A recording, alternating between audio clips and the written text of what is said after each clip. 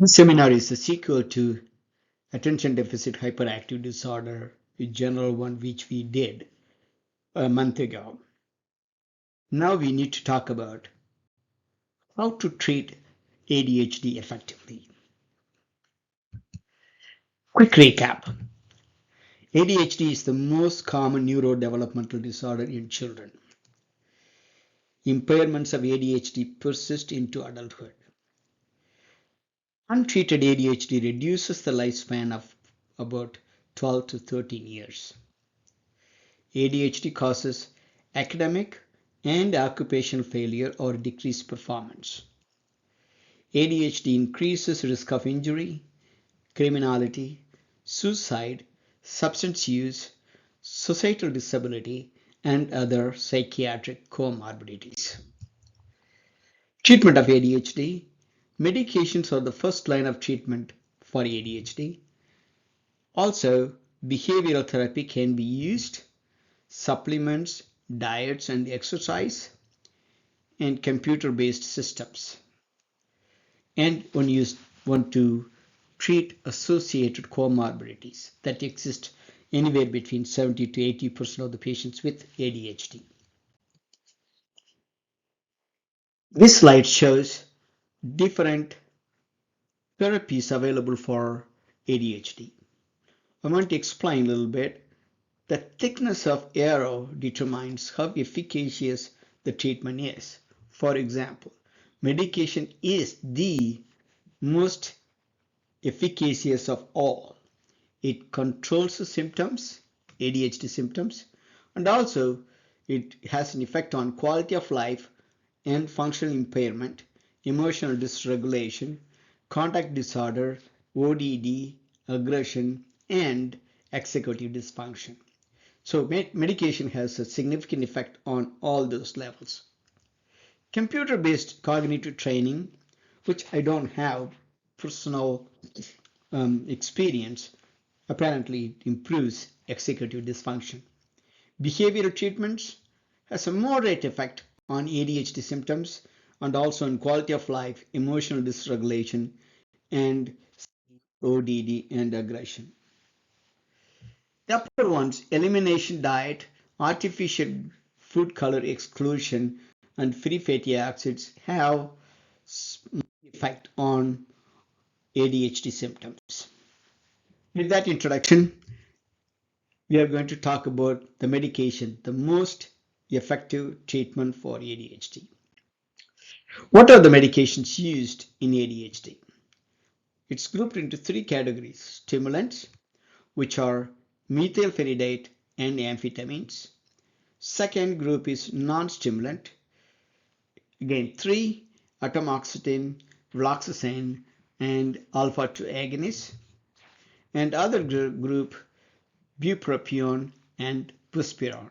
There are other antipsychotic medications often used, but these are all the main medicines used in patients with ADHD. So what happens in patients with ADHD? So as you can see, the synaptic cleft is void of, or there is a paucity of, neurotransmitter. What these medications do, especially methylphenidate, it improves or increases the concentration of neurotransmitter availability in synaptic cleft so that it can act on the postsynaptic receptors. The same thing is true for Lisdexamfetamine too.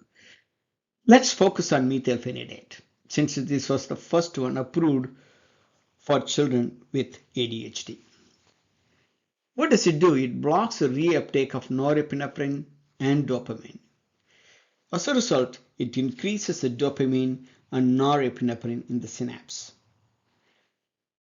The available dopamine and norepinephrine in the synapse has a stimulant effect on the brain, mainly in the thalamus and cortical areas. Side effects of the methylphenidate. There are some number of them.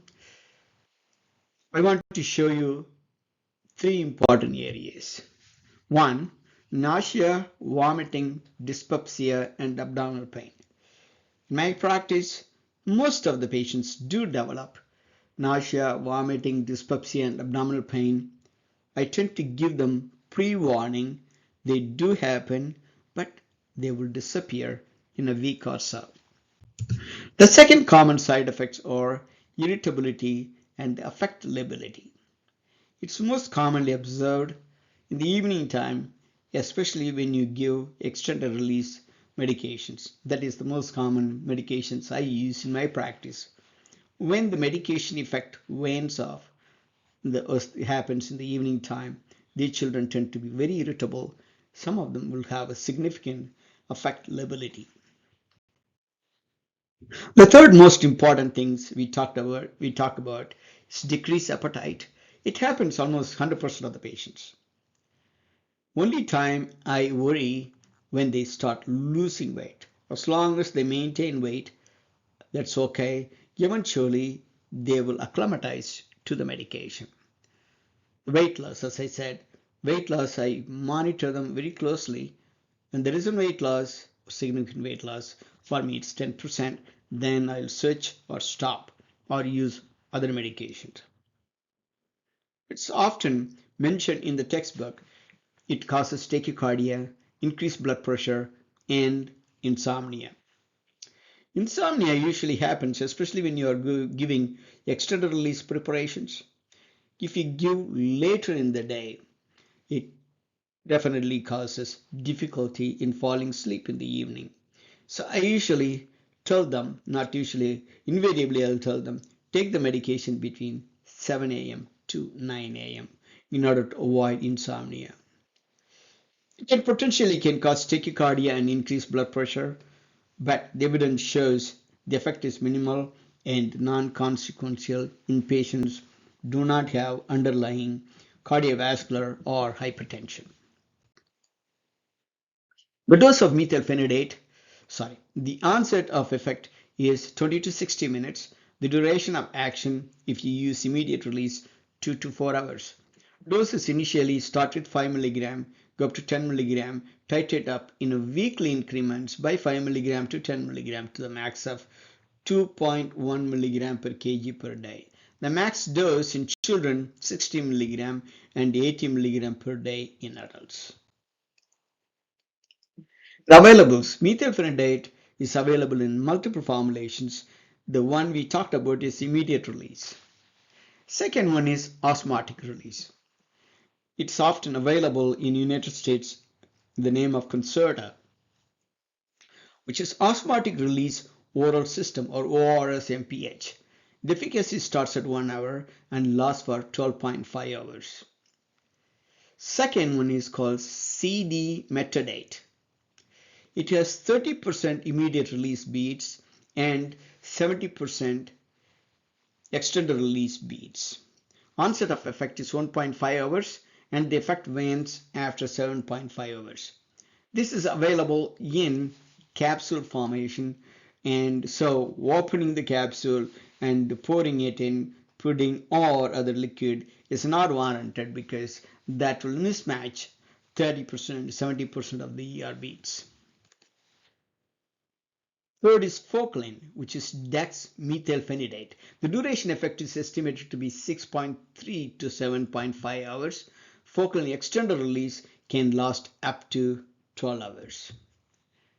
Ritalin LA, each capsule contains half immediate release beads and half anterior-coated delayed release beads. The duration effect lasts for 10 to 12 hours. Colivant is MPH oral solution, polystrex polymeric resin compound. The onset starts at 45 minutes and it lasts for about 12 hours. This one is suspension form. Those children who cannot swallow or chew will give Colivant suspension. Colivant also available in chewable tablets. The onset is 45 minutes and lasts for about 8 hours. The next group of drugs called amphetamines, and the newer version is Lisdexamfetamine, which is a prodrug of amphetamine.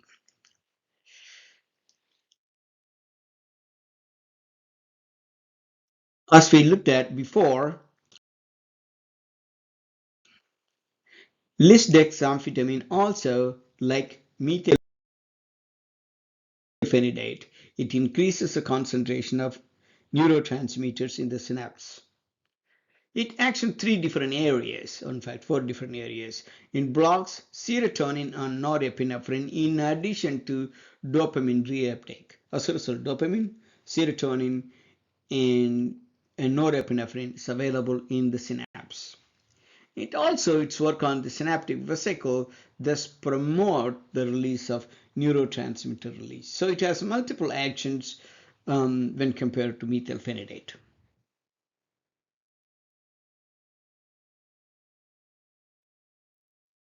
The side effects are again very similar to methylphenidate. It can cause dry mouth, anorexia, weight loss, abdominal pain, nausea, insomnia, restlessness, emotional lability, dizziness, tachycardia, and risk of abuse and dependence.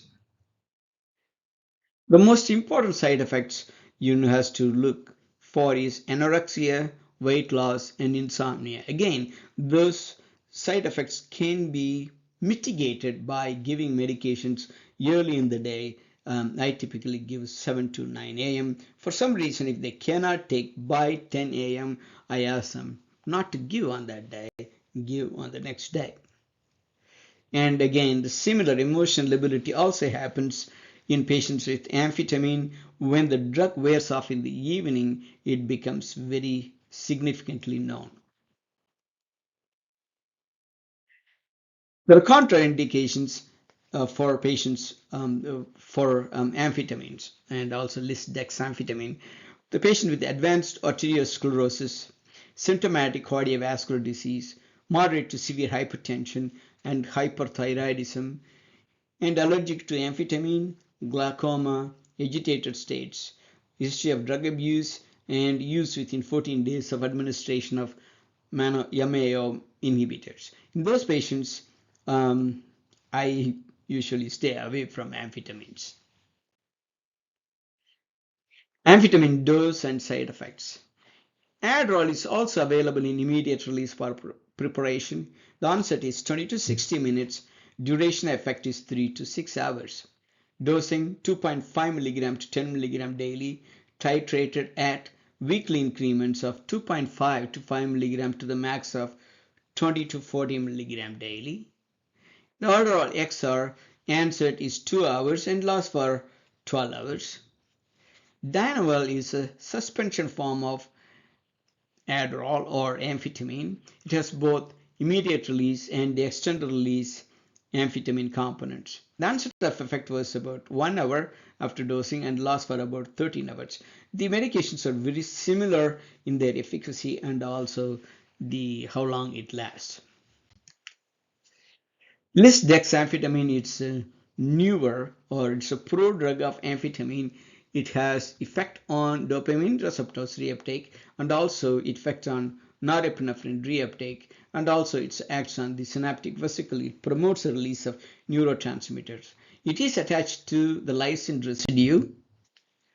The LDX, which is lisdexamfetamine, is converted into D-amphetamine by peptidase which is present in the red blood cells. So as a result, the effect is longer when you use lisdexamfetamine when compared to amphetamine. It's available in capsules and chewable tablets. The dosing is 30, 50, and 70 milligram daily. In children, it's available in 10 and 20 milligram too. Following administration, the conversion of lisdexamfetamine to D-amphetamine occurs in approximately 1.5 to 13 hours in children and 2 to 14 hours in adults, more or less same both in children and adults. And the food prolongs the time to peak plasma concentration by approximately 1 hour. Non-stimulants. Atomoxetine was the first one, I think, approved in late 90s. What does it do? Norepinephrine is released into the synapse. The norepinephrine reversibly attached to the receptors. The atomoxetine, which is available as Strattera in the United States, it blocks the reabsorption of norepinephrine from the synapse. The dose 0.5 to 1 milligram per kilogram. The adult's dose is 40 to 100 milligram. It can cause sedation, nausea, vomiting, increased heart rate, and blood pressure. It can cause irritability. It can decrease appetites and growth. It approved for once or twice a day. Warning for suicidal ideation and hepatic toxicity. One has to remember when you prescribe Strattera. Best to take with food. Twice daily administration may aid in reducing sedation and GI side effects. The time to onset can be seen within weeks in excellent responders. Full effects may not be seen for up to 3 months. That is one thing you need to prepare the patients before you prescribe atomoxetine / Strattera. So you may not see the response for quite some time.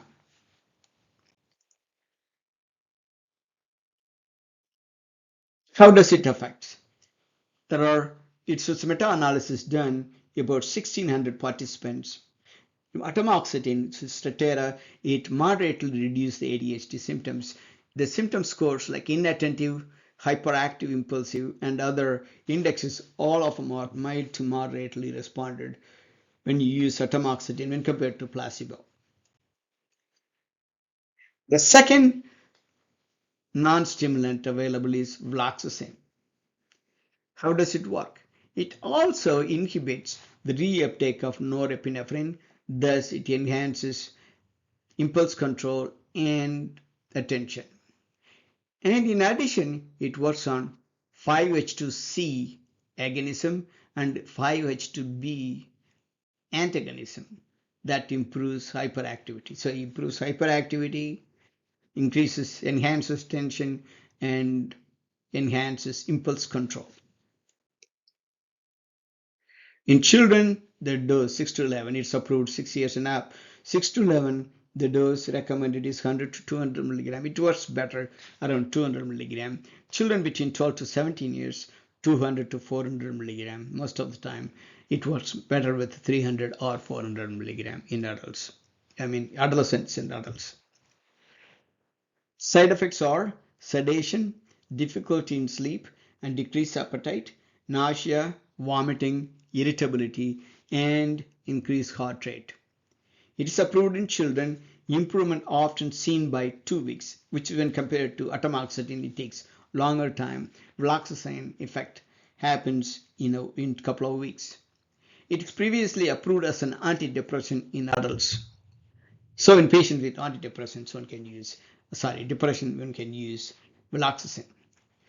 The third is alpha-2 agonist. There are 2 medications available. One is clonidine, another one is Guanfacine. What is the difference? Guanfacine is selective. It works on alpha-2A receptors. On the other hand, clonidine works on alpha-2C, alpha-2A, alpha-2B, and also imidazoline receptor. As a result, it can cause sedation, hypotension, and significant hypertension. So clonidine is more sedative than Guanfacine. Guanfacine improves attention span, impulse control without having significant side effects. Guanfacine also has some side effects like sedation and weakness, etc., but not to the extent of clonidine. The clonidine dose is 0.1 to 0.4 milligram. The side effects: decreased heart rate, blood pressure, hypotension, lightheadedness, dizziness, irritability, dry mouth, and dry eyes. It approved for monotherapy or combination therapy with stimulants. Sedation can be prominent when initiating therapy or raising the dose. Titrate the dose by 0.1 milligram per week to minimize the side effects. Discontinuation should be gradual to avoid rebound hypertension. It needs to be done 0.1 milligram per week. The half-life is 12 to 16 hours. Drug levels peak at 3 to 5 hours. I use the alpha-2 agonist in the night time so that side effects of sedation will be minimized, and also it helps them sleep better and thus improve the attention span during the day, during the daytime. Guanfacine, as we discussed before, it is a selective alpha 2A receptor blocker. It's approved in children 6 to 17 years. Sorry, the dose in children 6 to 17 years is 1 to 4 milligram. You can give up to 7 milligram in adolescents. It can cause sedation, decreased heart rate, blood pressure, hypotension, lightheadedness, dizziness, irritability, and dry mouth and eyes. Most common being sedation, weakness, dizziness, and decreased heart rate, blood pressure. I monitor them, but I have not seen any significant issues with guanfacine. It approved for monotherapy or combination therapy with stimulants. I really like the combination therapy with stimulants. It it decreases heart rate and blood pressure, while stimulants increase heart rate and blood pressure. So it negates the side effects and it has an addictive effect on impulse control, attention, and distraction. Sedation can be prominent when initiating therapy or raising the dose. Discontinuation again should be gradual to avoid rebound hypertension like 1 milligram per week. Bupropion. It is a weak inhibitor of norepinephrine and dopamine reuptake and does not inhibit monoamine oxidase. Bupropion is effective against ADHD but lower efficacy than stimulants. It is useful in the treatment of comorbid ADHD plus mood disorders such as depression. It is useful in ADHD with substance use disorder. So when you have patient with depression with the ADHD, one can consider bupropion. And the ADHD with substance use disorder, again, bupropion should be considered. Side effects are agitation, anxiety, and decreased appetite and insomnia. There is slightly increased risk for drug-induced seizures when the dose exceeds 450 milligram per day. Buspirone, it's an anxiolytic agent which binds to serotonin 5-HT1A and 5-HT2 receptors. It has also activity against D2 autoreceptors. May have a role in the treatment of patients with ADHD and comorbid anxiety. Clinical tips. ADHD with anxiety disorders, one can consider atomoxetine. ADHD with tic disorder or ODD, which is oppositional defiant disorder, one can use alpha-2 agonists. ADHD with depression or anxiety, one can consider bupropion or Viloxazine. ADHD with substance use disorder, non-stimulants are preferable. Our recommendations are based on clinical experience, not based on clinical trials. I just wanted to dispel the fact it is not based on any kind of meta-analysis. ADHD with sleep disturbances, alpha-2 agonists. Before you start the medication, what to start first? In a stimulant-naive patients, it is reasonable to start with methylphenidate. If the patient has only partial response or unable to tolerate methylphenidate, then one can switch to an amphetamine product. And also one should make sure the patient can swallow tablet or capsule. If they can't, no point in giving. You can use chewables or suspension. And targeting specific times of the day. In children, especially school-going children, I tend to give extended release so that they don't have to go to the school health nurse at noon to get extra dose. Some patients having sports and other activities in the evening may need supplemental immediate release preparations around 3:30 when the school is over. Monitoring. The long-term treatment, the stimulants, one need to monitor following things. The most important ones are growth, weight, height, cardiovascular effects, especially blood pressure and heart rate.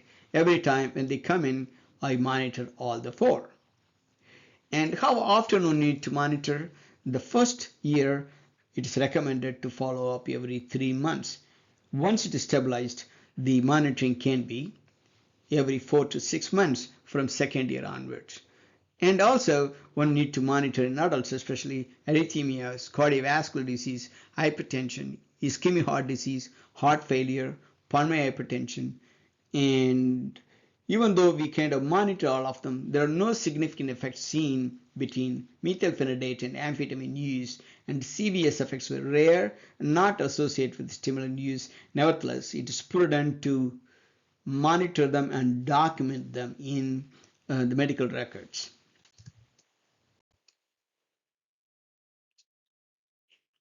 There are multiple number of medication guidelines being given out by different societies and academies, as you can see.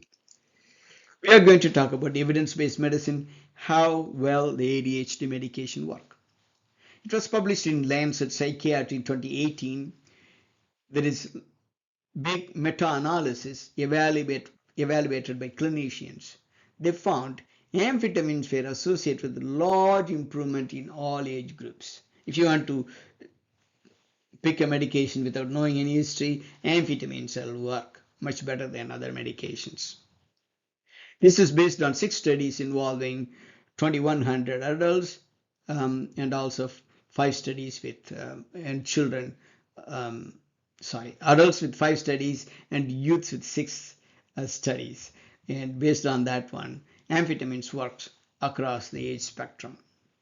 In specific groups, like in youths, methylphenidate works much better and moderate in adults. Guanfacine extended release lead to moderate improvement in children. Atomoxetine led to moderate improvements in all age groups. When you kind of look at benefit to risk ratio, methylphenidate works well in children and adolescents and amphetamine in adults. Let's look at the data. In children and adolescents, you can see all the medications favor much better than placebo. So when compared to placebo, all the medications work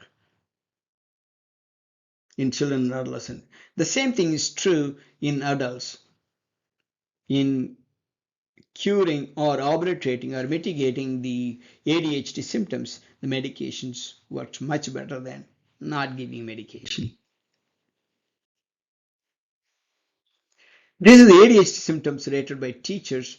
One can see the medications, usage of medication in controlling ADHD symptoms is much more favorable than not treating at all.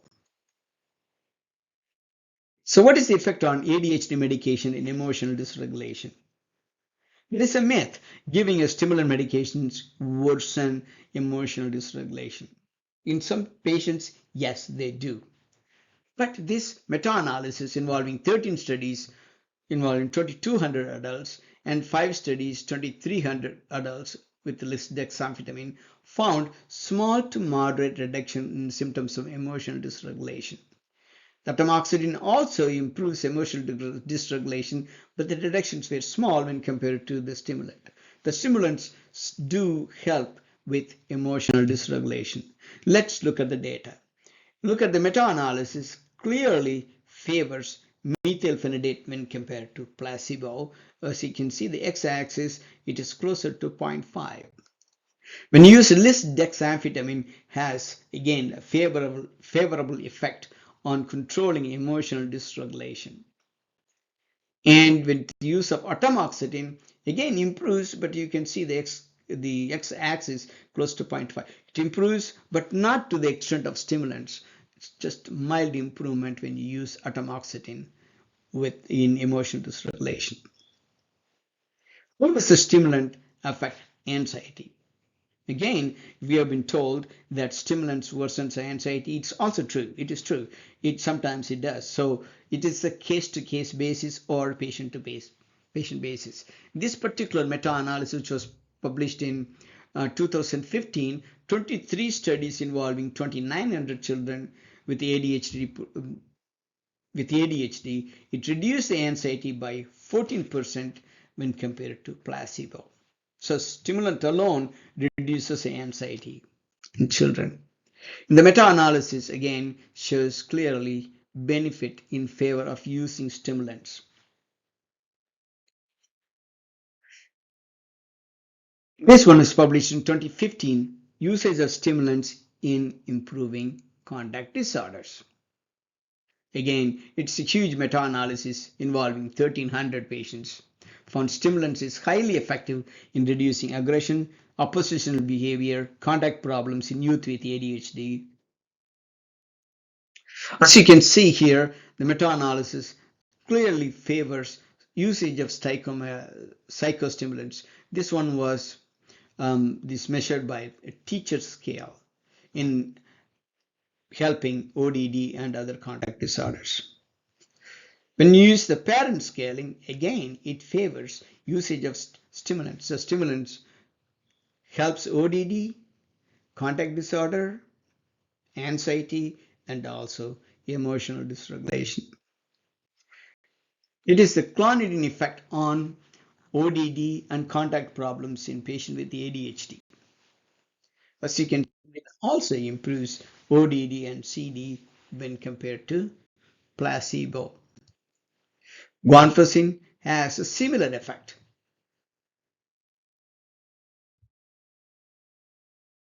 Okay, this is an important topic we need to really kind of focus on. The lots of adolescents, especially the college-going kids, they think usage of stimulant is a mood booster to improve their studies and so on and so forth. This US prospective study followed a nationally representative sample of over 8,300 high school seniors from 18 to 35. Those who used prescription stimulants in a non-medical reasons were 17% less likely to earn bachelor's degree than those who have neither medical or non-medical use. It's an interesting concept. So usage of these stimulants only used in diagnosed ADHD patients. In non-ADHD patients, if you use as a mood booster, performance booster, it doesn't work. In fact, non-medical use for bachelor's obtaining associate degree is much less when compared to the medical use. The same thing with obtaining bachelor's degree, much less when compared to medical use. So it is usage of stimulants should be restricted to the patients with ADHD. Yeah, this concludes usage of medications in ADHD and how to treat ADHD effectively. And also we discussed different medications with comorbid disorders. And we will talk about diet, nutrition, and exercise in patients with ADHD. Please leave your comments. And if you like it, please share it with other medical students, residents, postgraduate students, practicing physicians, and those who are interested in academic pursuits. Thank you so much for listening.